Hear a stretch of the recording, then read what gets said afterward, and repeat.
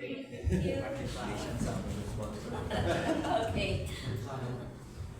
Yes. You're on. Good morning, ladies and gentlemen. Welcome to the Philippine Sports Writers Association Sports Forum. We are live, and today we will have a two-part session. We will be talking about the international tournament and water sports happening here in Manila. Meanwhile, we will be welcoming back our intrepid ladies from football, our national team from a successful state. In the qualified for the World Cup. I'm Randy Colong of Manila Standard. Good morning, partner. Good morning, Randy. Good morning, Philippine Sports Writers Association. On behalf of our President, Francis Ochoa, hope that you are with us. Hindi lang dito live na live sa PSC Media Room, sa PSC Building, sa Rizal Memorial Sports Complex, kundi sa pamagitan din po ng ating social media page, ang PSA Facebook page. Mamaya po, on a daily basis, over Sports Radio 918. Ako po si Judith Carinalo. Yes, hindi ako PSC President Francis Ochoa. Dealing where pasalamatan natin ating mga sponsors, San Miguel Corporation, Philippine Sports Commission, Philippine Olympic Committee, Milo, and Anilas.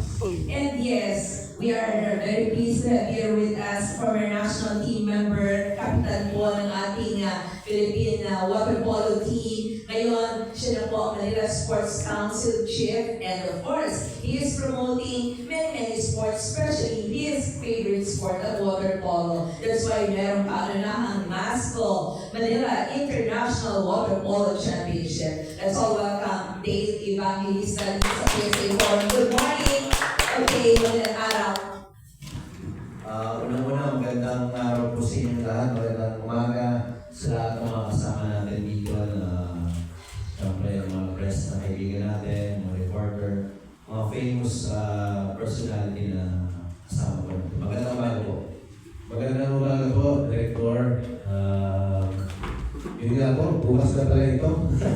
So this will be tomorrow until the 28th. Please tell us more about this and para maintindihan natin ating mga kababayan.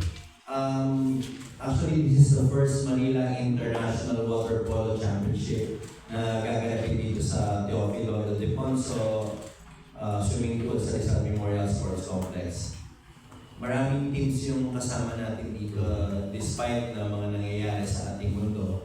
May mga tumuloy pa rin na foreign teams. Meron 2 team from Hong Kong, 3 teams from the US, tapos may mga local players tayo from the city of Manila na nakabuo kami ng 4 na team for the men's open and another 2 teams from junior team. 12 teams. 12 teams. So mga bansang involved so far, US and Hong Kong. Hong Kong.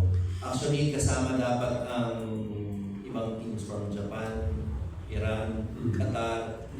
Kaso nag-umpisa silang mag-away eh. So, maglaro muna tayo.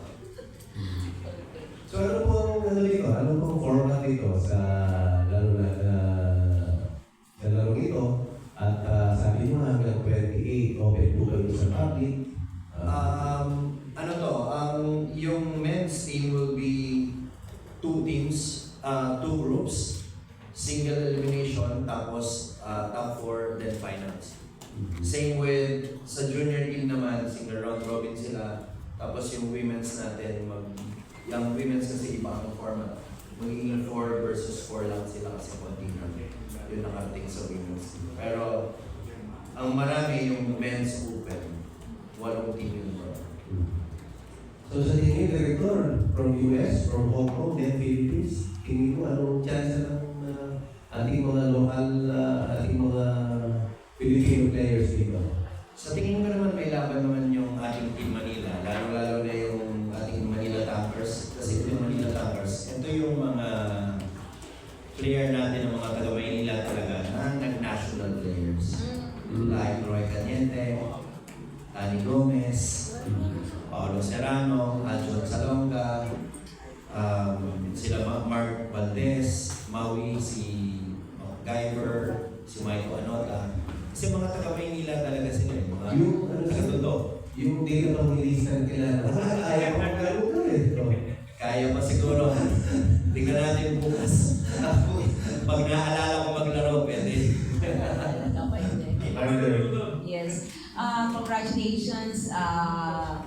ba, Director, Chief, or Chairman siya, Chairman Dale, di ba? Ano ang goal? Bakit meron ganitong kalaking tournament ang Mascol? Ang goal talaga ni Mayor Isko is to promote the sport. Especially yung water polo na 2021 pa niya itong programa eh.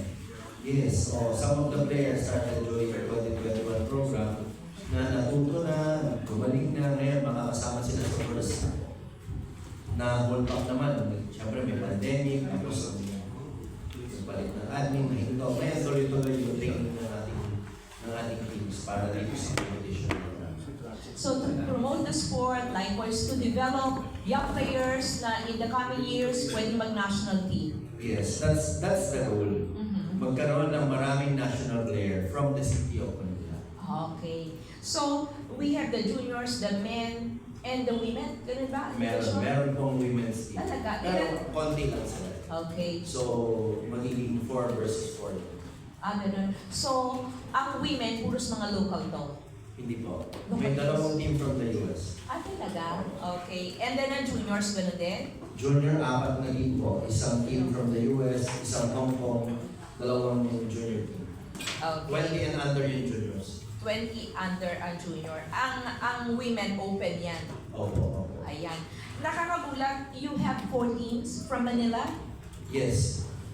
Yung Manila Tankers, the Renegade, Rising Tides, and the Gladiators. Sir, ulit, Manila Tankers, that's the Pandesal Boys. Yes. Diba?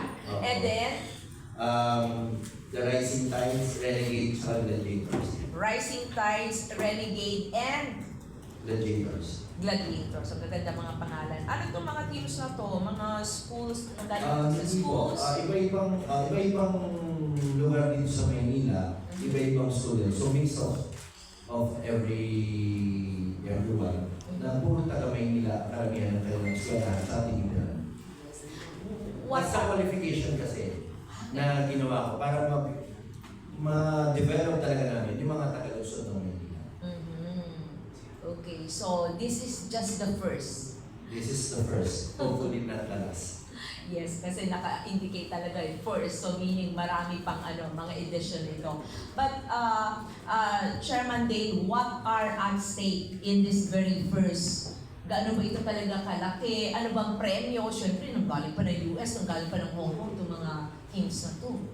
Actually naman sa mga program naman ng international event or international like water polo, ang napapanalunan is the trophy and the medals. Yes. Wala pa kaming cash unless may magbigay sa inyo.